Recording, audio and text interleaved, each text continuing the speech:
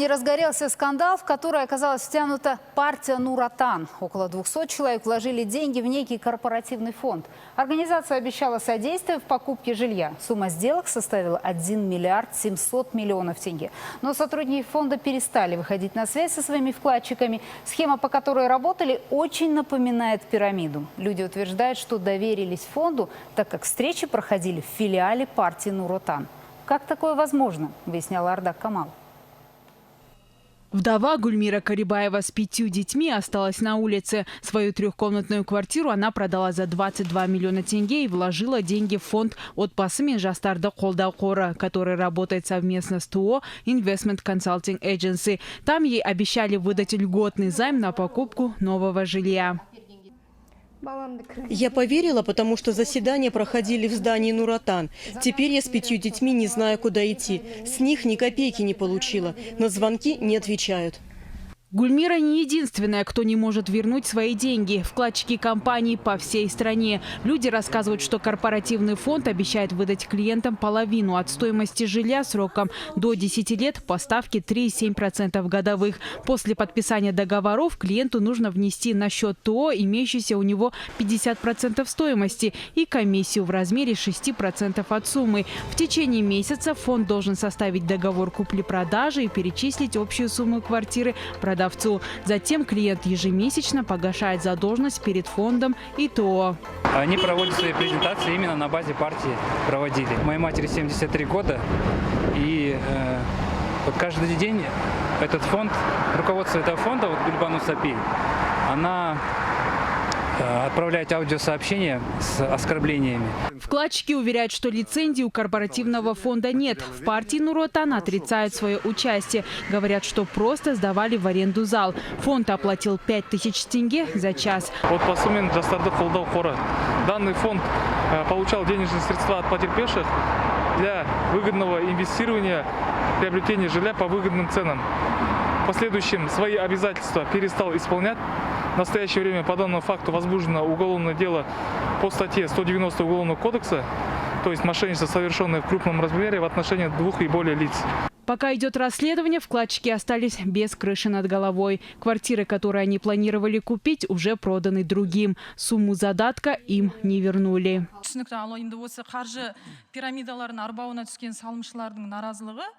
Жалпы жарнама жасайтындарға да келіп жатады. Ал тек қана әлеуметтік желіде жарнамамен айналысқан азаматтарға қандай жаза қолданылады? Жалпы әкімшілік құқық бұзушылық кодекстің 150-ші бабы бойынша қаржы пирамидаларының жарнамалау үшін әкімшілік жауапкершілік қарастырылған. Бұл жұмыс ішкі істер органдарының құзыретіне жататын жұмыс, яғни жауапкершілік көрсетілген. Жалпы қаржы пирамидаларын құру, онымен басқару қылмыстық кодекстің 217-ші бабында тікелей тыйым салынған. Түсінікті, жақсы. Құрметті спикерлер, бұқаралық ақпарат құралдары өкілдері бізбен бірге тікелей байланысқа шығып, өздерінің сұрақтарын қоюға әзір, сондай-ақ басқа да сұрақтарын жіберді. Уважаемые зрители, мы переходим к сессии вопросы и ответы. С нами на связи представители средств массовой информации. Инфозакон КЗ Мадина Жаткамбаева. Мадина, добрый день, ваши вопросы. Саламатсыз ба? Саламатсыз ба. Екінші сұрағыңыз. Пирамидалық схемасы бар күдік тудырған қаржылық компания IC және әлеуметтік отбасы мен жастарды қолдау қоры Қазақстан Республикасында заңсыз банктық қызметтерін атқарып келген. Осы компанияға азаматтық журналистік зерттеуімізді жүргізе отырып, толықтай дәлелдерімізбен қоса шағымдарды қаржы мониторингі комитетіне өткізілген. Бұл компания туралы бақ өкілдері жария еткен. Салымшылар өтініштерін тапсырғанына 1,5 ай өтті. 214 Қазақстан Республикасының қылмыстық кодексі бойынша заңсыз банктың қызметтерін атқару бойынша еш шаралар қолданбай отырғаны, сонымен қатар осы күнге дейін жазылған өтініштерге жауабымызды ала алмай отырмыз. Қаржы мониторингі комитеті мен экономикалық тергеу департаментінің қызметкерлері өздерінің атқаратын жұмыстарына салғырт қарағанына кім жауапты? Рахмет. Ерден Ерікұлы. Кешіріңіз, қандай факт дедіңіз басында? Пирамидалық схема. Жоқ, қандай да бір нақты мысалы ма сізде әлде? Мысалы емес, бұл өтініш, бұл пирамидалық схемасы бар компания, IC компаниясы мен отбасы мен жастарды қолдау қоры. осыған 150 миллион салымшылар ақшаларын салып ала алмай отырғаны бұл компанияның банктік заңсыз қызметтерін атқарып отырған.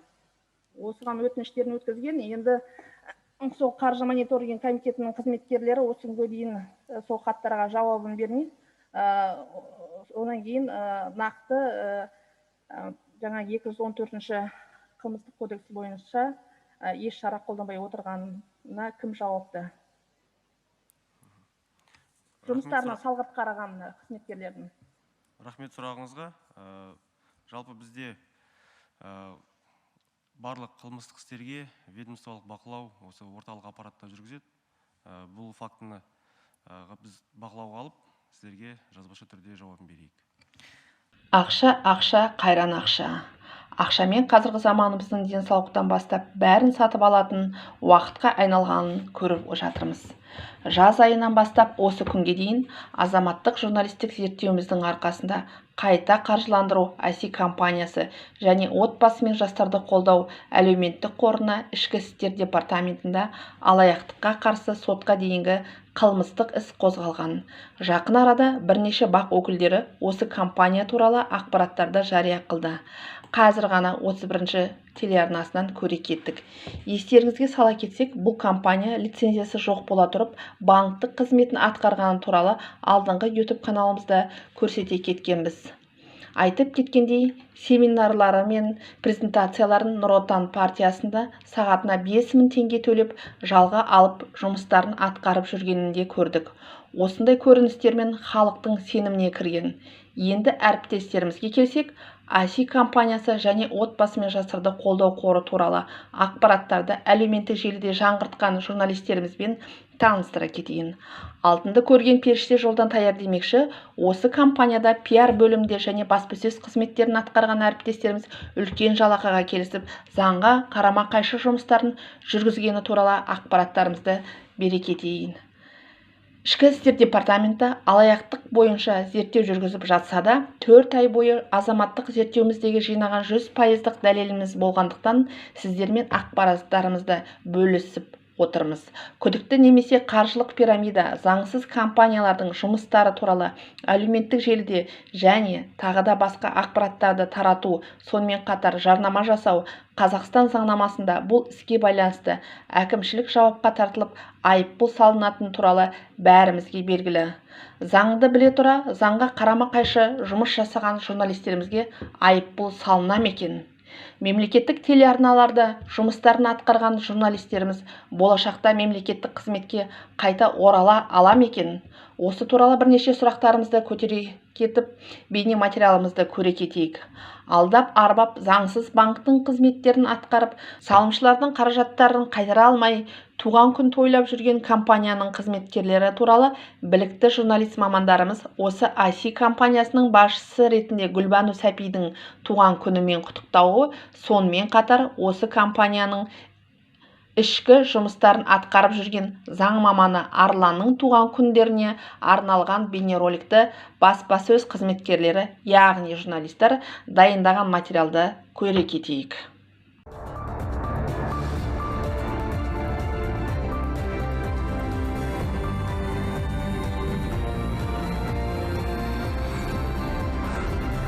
Ассалаумағалейкум әлеумет, эфирде хабар арнасының қорытынды жаңалықтары. Бүгінгі күннің басты жаңалықтары, бүгін үлкен мереке, еліміздің көрнекті қыздарының бірі Гүлбану Сәпи ханымның туған күні. Сіз таза қазақша сөйлеу арқылы өз санаңызды тазартып, тіліңізді дамытып қана қоймайсыз, өзгені ойлануға, аударуға, түсінуге тәрбиелейсіз дейтін туған күні иесі Гүлбану ханымды отандастарымызбен қатар шет елдік әріптестер мен серіктестері де құттықтап жатыр. Назар аударыңыздар. Гүл екені неге білмейді екем? Білдім. Негізі оның Америкада тұрмағаны дұрыс болды. Әйтпесе президент сайлауында маған қарсылас болар еді ғой. Мықты қыз. Менен сәлем айтыңдар оған. Туған күні құтты болсын. Я очень рада поздравить с днем рождения. Я хочу много-много лет приходить, поздравлять тебя с днем рождения. Мне кажется, что каждое поздравление – это как молитва за твое здоровье, за твой успех. Гүлбану ханым, Мен енді сізді қазақ тілінде құттықтаймын деп ойладым. Сізге не сыйласам екен деп көп сыйлық таңдадым. Сіздің талғамыңызды мықты деп естідім. Жас мөлшерім бойынша Ұлыбритания тарихында ең жас үлкен мен болғандықтан ойланып сізге менің жасымды берсін деп тіледім. Қалғанның бәрі сізде бар деді ғой. Карантин болмағанда сіздің туылған күн кешіне арналған кешкі асқа барып қайтушы едім. Әттең. Туған күн құтты болсын. Жақсының досы көп демекші, Гүлбану ханымның құрбы құрдастары, сондай-ақ отбасы мен жастарды қолдау қоры, корпоративті қорының орталық аппарат қызметкерлеріне және өңірлердегі директор кеңесшілер де жүрек жарды ізгі тілектерін біздің эфир арқылы жолдап жатыр. Солардың бір парасына назар аударайық. Әдепті әрі әдемі, жылы лебіз әрдемі, Қазаққа бүкіл жайылды, Масарға қылған жәрдемі. Қазақтан асыл анасы. жүзі жылы, жаны асыл. Қазақты көрсе қиналған, Болады соның панасы. Ай қазақтың баласы, ақылы асқан данасы. Атын тайдың қызындай. Гүлбану ханымға қарашы. Атсыздарға ат берген. бақсыздарға бақ берген. Осындай қамқор анаға. Ұсынғын орын нақ түрде. Көркем мінез, көрікті. Әлемде шарлап көріпті. Ең озат елмен қазақты. Теңеуге терін төгіпті. Лауытып жүрек алауын. Алладан алсын қалауын. Көтерсін биік тағыда. Ізгіліктің жалауын. Құрметті Гүлеке, туған күніңіз құтты болсын. Сізге тілейтініміз зор денсаулық, бақыт, аман болыңыз. Бала шаған қызығын көріңіз. Асқар таудай биіктерді бағындыра беріңіз. Қатарынан озып туған Гүлбану ханымның қызметте және қоғамдық өмірде мықты лидер екені бәрімізге белгілі. Ал қарапайым өмірде, яғни отбасы мен туған туысқанның арасында қандай жар, қандай абысын екені бізге беймәлім. Тұлғаның бұл қыры жөнінде ұлы Бейбарыс Сұлтан әңгімелейді, ден қойыңыздар. Гүлеке осы тәртіпті, тазалықты жақсы көретін кісі. Былай қарасаңыз, біз тамақ отырғанда кәдімгідей біздің тамақ ішкенімізді мейрамхана қылдырып жүреді. Қалай қарасаңыз да керемет адам, керемет ана. Қазақ астанасынан берілген басты мерекелік жаңалықтарымызды аяқтай келіп, Гүлбану ханымға көктемдей күшті қуат, жаздай мейірімді жүрек, күздей шексіз жомарт көңіл, қыстың ақ қарындай саф пейіл тілеп, ғұмырының әр сәтін мағыналыда, мазмұнды өткеруін Алладан шын жүректен сұраймыз. Мереке туған күн иесін хабар агенттігінің ұжымында құттықтайды. Келесі кездескенше аман сау болыңыздар. Миллион жұлдыз бар. Миллион жұлдыздан әдемі бір қыз бар. Миллион сөздері суреттеп бере алмас ол қыздың көздері. Миллион жұлдыз бар. Миллион жұлдыздан әдемі бір қыз бар.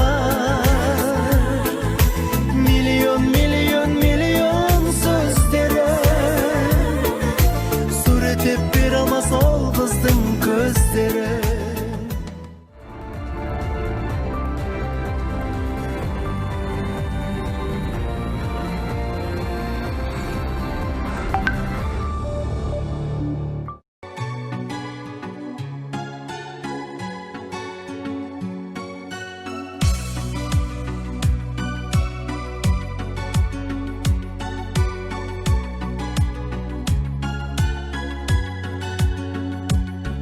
Досым бүгіннен сыйлаймын сенің туған күніңе, тиіспеймін дала гүліне.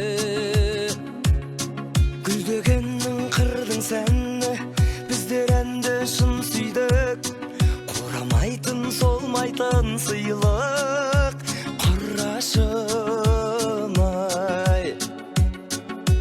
Ұлы Дархан даладағы бір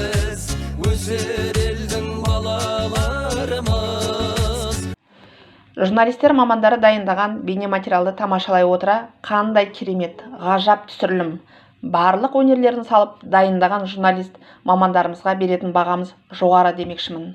Заңсыз қызметтерін атқара, той-тойлап, салымшыларымыз пәтерлерін сатып, соңғы ақшаларын осы компанияға құйып, жылап жүрген азаматтарымызды көрсе де көрмегендей болып жүрген IC компаниясының басшылары мен журналистердің атқарып жатқан жұмыстарын көре кеттік. Гүлбану Сәпиді көкке көтеріп, жылы лебізді сөздермен құттықтап отырған командасымен таныстық. Командасының ішінде Гүлбану Сәпидің ұлы Бейбарыс Сұлтан IC компаниясының жалғыз құрылтайшысы болатын. Жақсылап қарап отырсаңыздар, осы командасында ішінде эколог, мәдениеттанушы, журналист Серік Ерғали ағамызды да көре кеттік. Серік Ерғали ағамыздың Нұр Отан партиясы кеңсесінде журналистерге сұхбат беріп жатқаны және ұлттық Қазақстан телеарнасының журналистерімен эфирде төс қағысып жатқаны туралы бейнематериалымызды тамашалайық. Бұл еңбек менімше үлкен саяси бастама деп ойлаймын. Себебі ол біздің алтын ұямыз, ұлы кеңістігіміз ұлы далаға қатысты. Ұлы дала деген не? Ол қашан пайда болды? Ол әлемдік тарихқа, саясатқа қандай ықпал жасады? Әлемдік мәдениетке өзінің орнын қандай салды, қалай салды? Біздің студиямызға қадірлі мейманымыз, этнолог, мәдениеттанушы Серік Ерғали ағамыз келіп үлгерді. Ендеше күтіп алайық. Бүгінгі амал мерекесімен құттықтайық. Серік Ерғали ағамыз бүгін студиямызда. Ассалаумағалейкум. Бүгін енді көрісі күні. Ол қалай көрісі? Бұлай. Ағамыз көрісі күні. Сөз қақсыру. Бұлай кімне келесіз? Ассалаумағалейкум. Бұлай. Ұстап тұрасыз. Осылай. Бәрі есептелген мына бұлай бір-бірінен аттануға құламайды, бір-бір тірейді. Бұлай қойғанда мына күннің белгісін белгіледі. Мына аспандағы жұлдыз міне айқасып тұрады, көрдіңіз бе? Міне бұлай. Бұл ритуал, бұл көрісу деген оны қазақтың көрісуі емес, құшақтасу емес. Бұл ритуал, бұл арнайы жігіттер мен жігіттер, қыздар мен қыздар. Жақсы, онда Серік аға қазір ол туралы біз кеңірек әңгімелесеміз. Қош келдіңіз. Студиямызға қош келдіңіз аға. Дәммен ала отырыңыз. Бүгінгі мейрам құтты болсын. Енді 14-ші наурыз көрісу күні деп айтып жатырмыз. Жас құтты болсын, жыл құтты болсын, тауық жылының бүгін бірінші күні, көктемнің бірінші күні. Приветствую вас, уважаемые друзья. Меня зовут Серік Ерғали, являюсь консультантом компании ICA.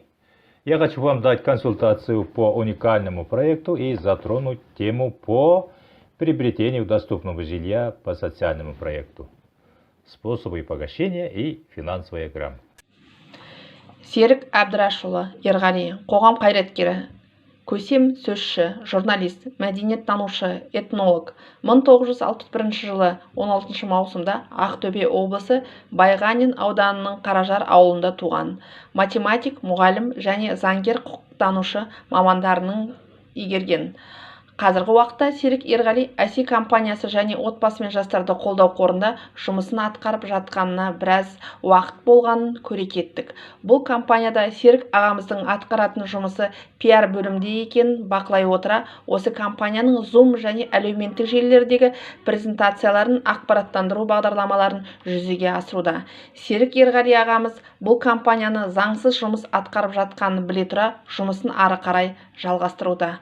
Ары қарай Қазақстан ұлттық телеарнасының журналисті болған Досымжан Ермұрат туралы бейнематериалды да тамашалай кетіңіздер.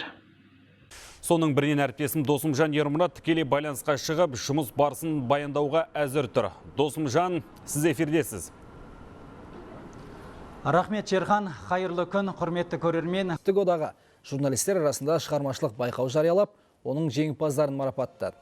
Оның басты мақсаты ұстаз мәртебесін арттыру. Байқау жеңімпаздарының ішінде бас жүлдемен екінші орын. Абдалиевтер әулетінде үлкен той, үлкен жиын ағайын. Бұл тойдың себепкері біздің Меруерт сайлау қызының көзінің ағымен қарасындай болған. Меруерт сайлау қызының қуанышын бөлісуге келген ағайын. Меруерт ханымды ұлының тойымен құттықтап, қошеметтеп, қол соқ қойсақ деп отырмыз.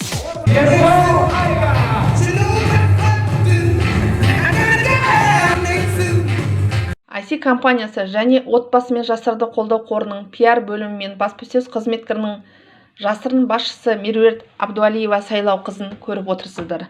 Гүлбану Сәпидің туған күнімен құттықтаған Елизавета екіншінің сөзін оқыған Меруерт Абдуалиева сайлау қызының дауысы екенін аңғардық. Меруерт Абдуалиева кім?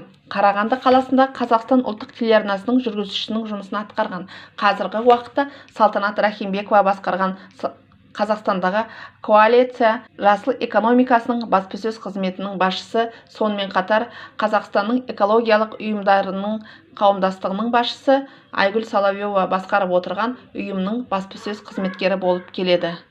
IC компаниясы және отбасы мен жастарды қолдау қорында Меруерт Абдуалиеваның командасы Досымжан Ербұраттың атқаратын жұмысы әлеуметтік желідегі бейнероликтерде сөздерді жазып дайындау. Шолпан Рахимова мен Жанна Бейсенбаева түсірілген бейнероликтерді монтаждап, таргет арқылы әлеуметтік желіге тарату болып келеді.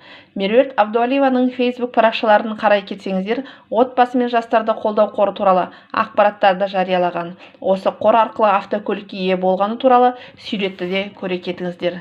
Ерлан Бейсенбаев, Жанна Бейсенбаеваның жолдасы, IC компаниясының басшысы болып келген Досымжан Ербұраттың отбасы мен жастарды қолдау қорының басшысы Омар Ташенмен түсірілген бейнероликті көре кетіңіздер.